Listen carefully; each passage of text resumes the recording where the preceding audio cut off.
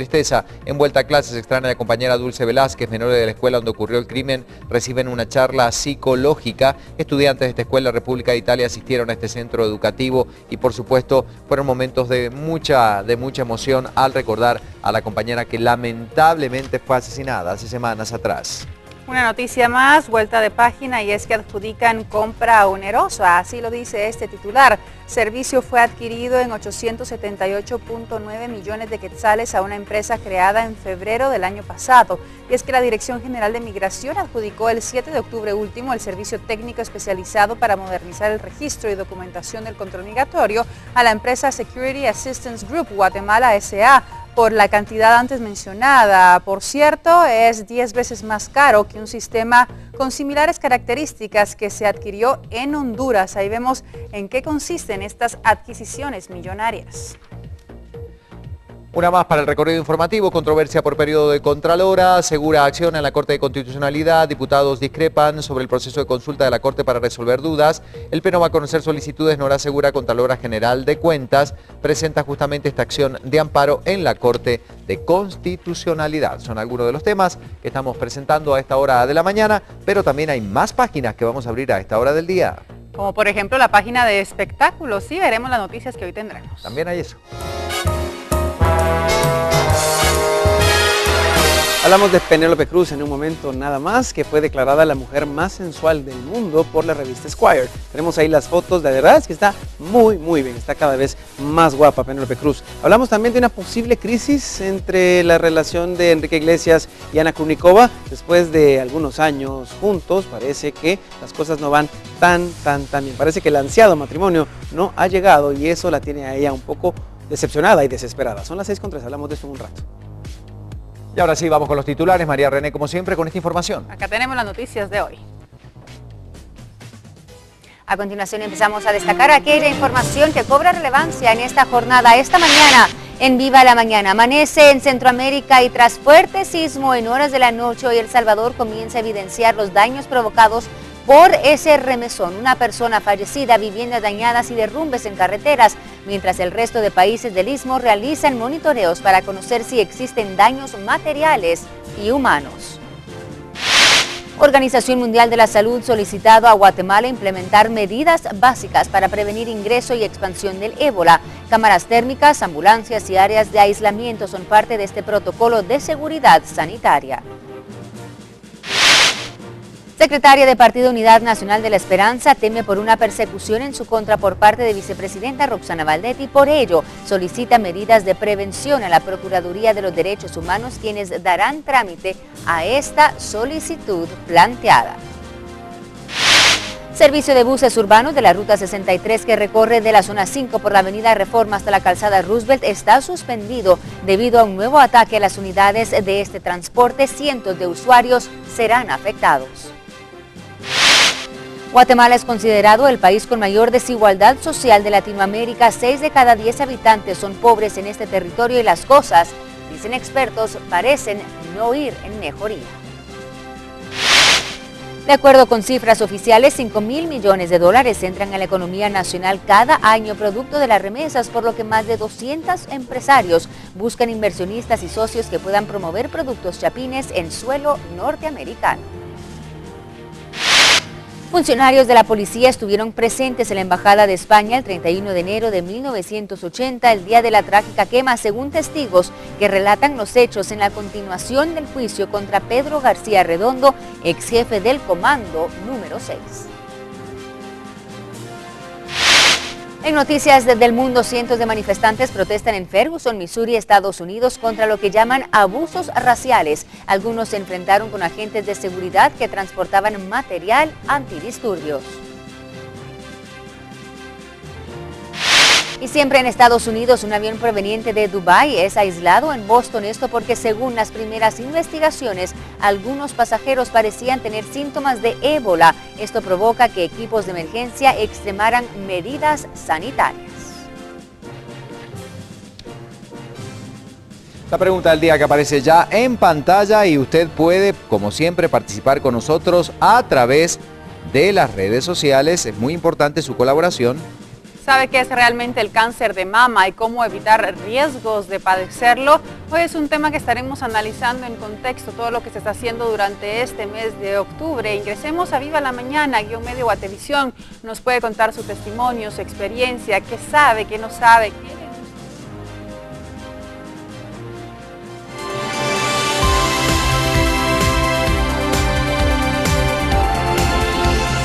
Y comenzamos con el desarrollo informativo, la información más relevante a esta hora, y es que anoche a las 21:51 un fuerte sismo estremeció gran parte de la región centroamericana. El movimiento telúrico tuvo una magnitud de 7.4 grados en la escala abierta de Richter, con epicentro en las costas de El Salvador. El movimiento fue sensible en Guatemala, El Salvador, Honduras, Nicaragua y también en Costa Rica. Incluso el movimiento generó alerta de tsunami para varios países. Sin embargo, minutos después, esta fue descartada. El sismo se registraba a unos 64 kilómetros al sur de la costa del departamento de Usulután, con una profundidad focal de 70.1 kilómetros. El temblor se prolongaba por casi un minuto. Muchas personas decidieron abandonar sus hogares, por supuesto, hacia las calles en busca de seguridad, y en algunos sectores de San Salvador hubo cortes de fluido eléctrico y se reporta por ahora solo una víctima mortal. Algunas fotografías mostraban los daños que dejó el sismo en algunas regiones, tanto en paredes como en viviendas, y la caída de productos en tiendas de conveniencia. En Guatemala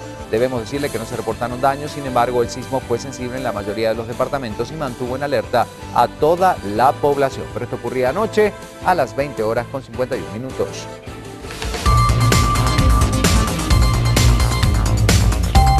Bueno, y saludamos esta mañana a David de León, vocero de la CONRED. David, buenos días, bienvenido a Viva la Mañana. ¿Algún reporte nuevo en relación a este movimiento bastante intenso que se daba anoche, que despertó a muchos guatemaltecos que ya estaban descansando y que fue sensible en varios países centroamericanos? ¿Qué nos puede decir, David? Buenos días, te escuchamos.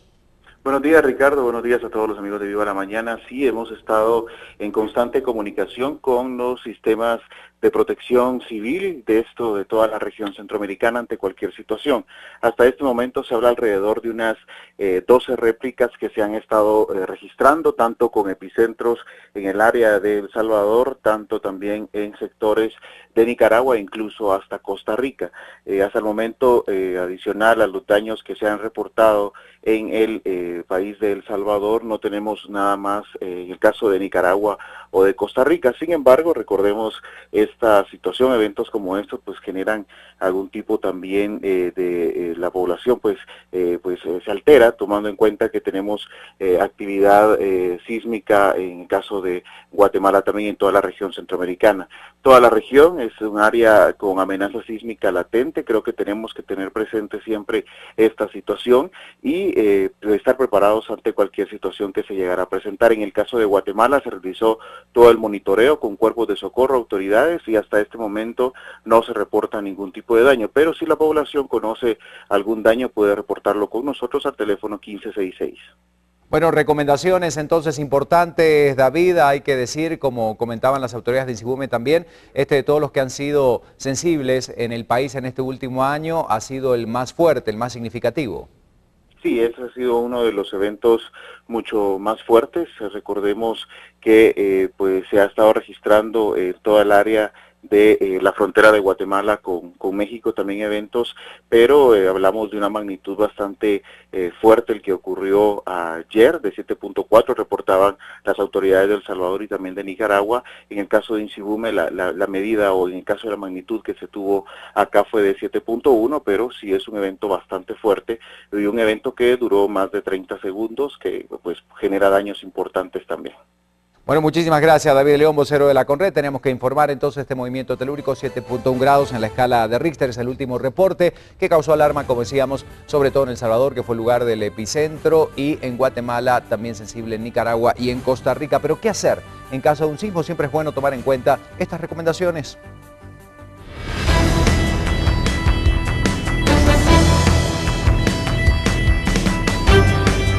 Para evitar que una estructura colapse, debes verificar el estado de los cimientos, vigas de amarre, muros, techos y pisos.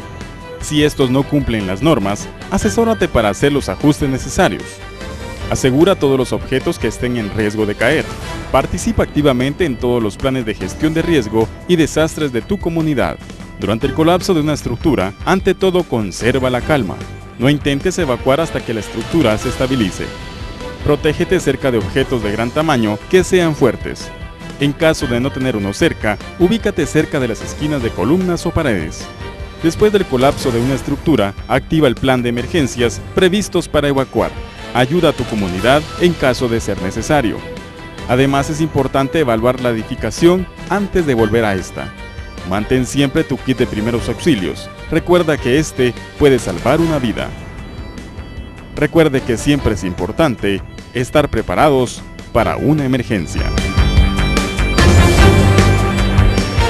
Por favor, tome sus precauciones. Ahí teníamos algunas sugerencias de lo que usted tiene que considerar. Cambiamos de tema y es que les comentamos que a raíz de la detención del ébola, no solo en África, sino también en Europa y Estados Unidos, se han implementado diferentes medidas de seguridad, incluso dentro del Aeropuerto Internacional La Aurora. Revisemos a continuación cómo se realizan estos monitoreos.